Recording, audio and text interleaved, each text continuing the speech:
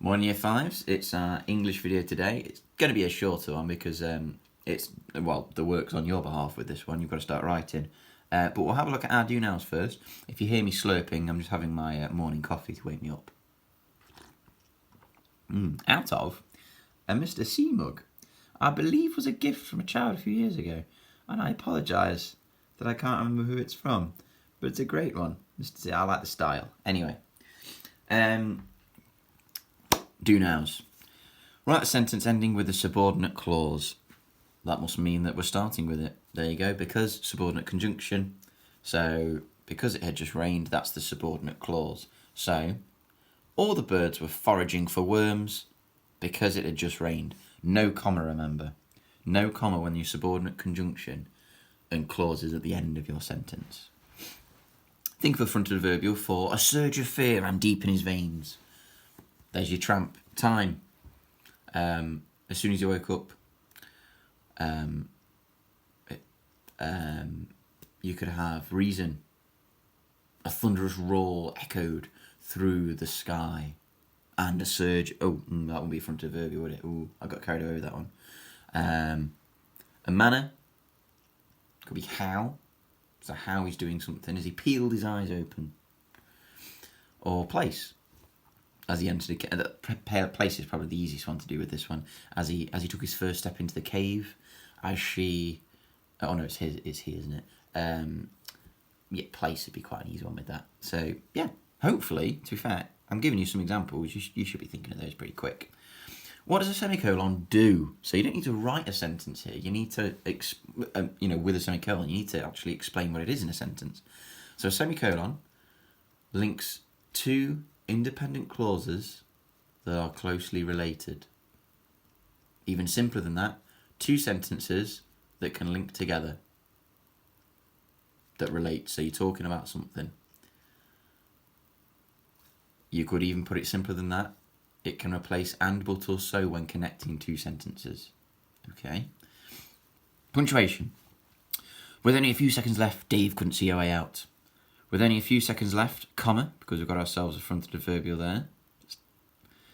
Capital letter for Dave, proper noun. And then the contractive apostrophe for could not should go in between the N and the T. Mr. Cooper, who has started watching the birds in his garden, has spotted two robins. Yes, I have, because I've been where I sit. I'll just lift my camera up. Is right outside my garden. So,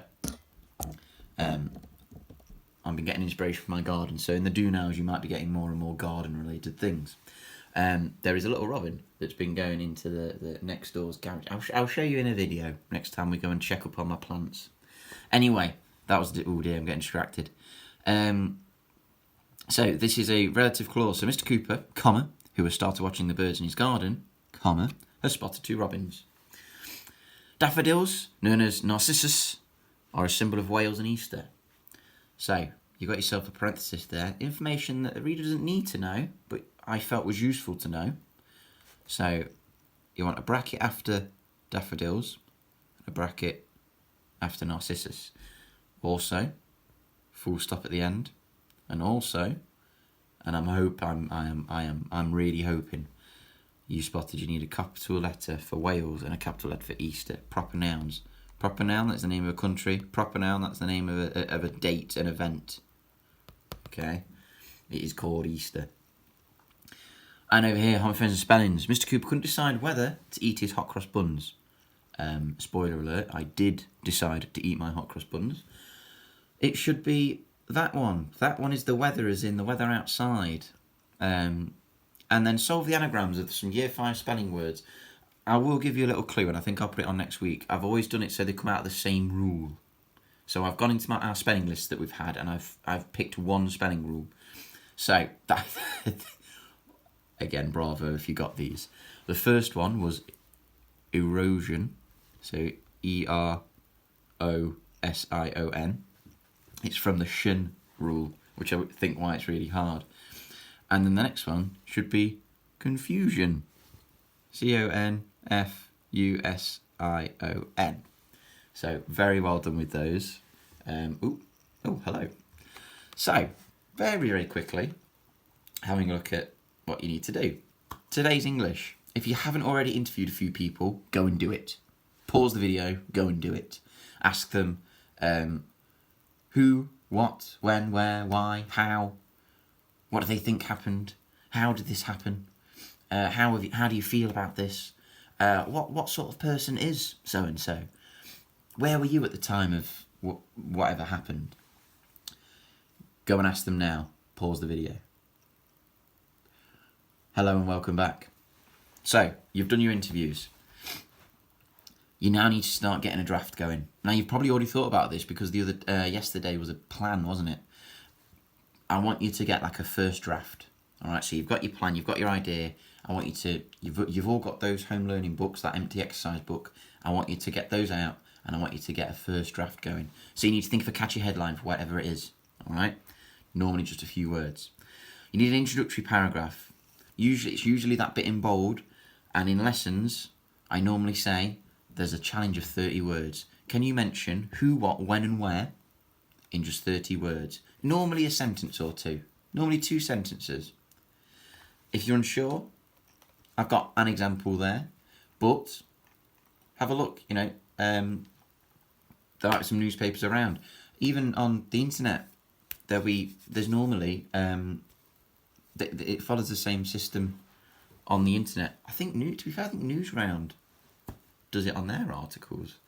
So have a little look, and then have a go writing a first draft of your own. Now, I know this might sound hard because we're not writing together. All you've got is the one I've written. So, if you are confident, go ahead, start writing.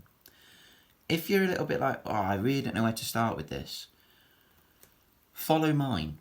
Okay, look at each paragraph and write your own version of it. So like when we start writing, I give you the first few lines. Just look at my paragraph and change it to your story. So maybe yours wasn't somebody stealing flapjacks. Maybe it's your mum has become the fastest sprinter across 10 metres or something because she's been practicing in the garden. Last night, it was announced that so-and-so, aged whatever, has smashed the world record for sprinting 10 metres just by practicing in her garden during the COVID-19 lockdown. And then you can have a look at the next one. Oh, I've got some quotes. Okay, let's in my next paragraph, I'll put a quote. Who do you want to ask from? Or the next one, I've got another quote. Oh, just follow the structure, okay, if you want to. So if you're really not sure, have the same paragraphs as me. So I've got a couple of paragraphs of quotes from different people with a bit of information. Just have a go following it, okay? Do remember, look at my waggle. I always say that's obviously what a good one looks like. But remember, a lot of us in year 5 write good work. So this is a correct amount. Maybe a paragraph or two a bit longer because I've had an idea of having a flapjack expert. But this is not a piece of work that you're going to do in half a page. So you need to start thinking about this and making sure you've got the information, you're telling the events in order, you've got some quotes, you tell us what happens at the end.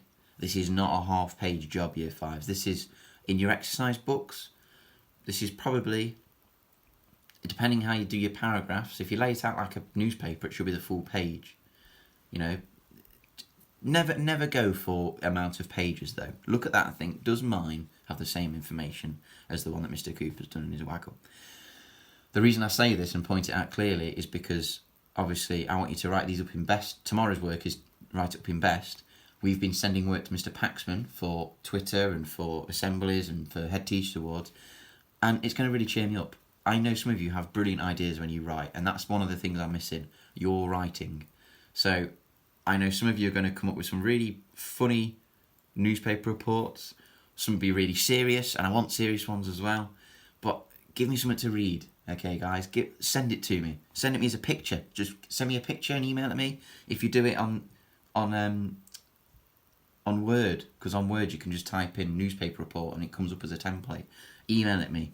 Please, I want to read some of these tomorrow. So really think about it. Have a go. And then tomorrow is going to be sorting it out. Okay? So good luck with that and enjoy.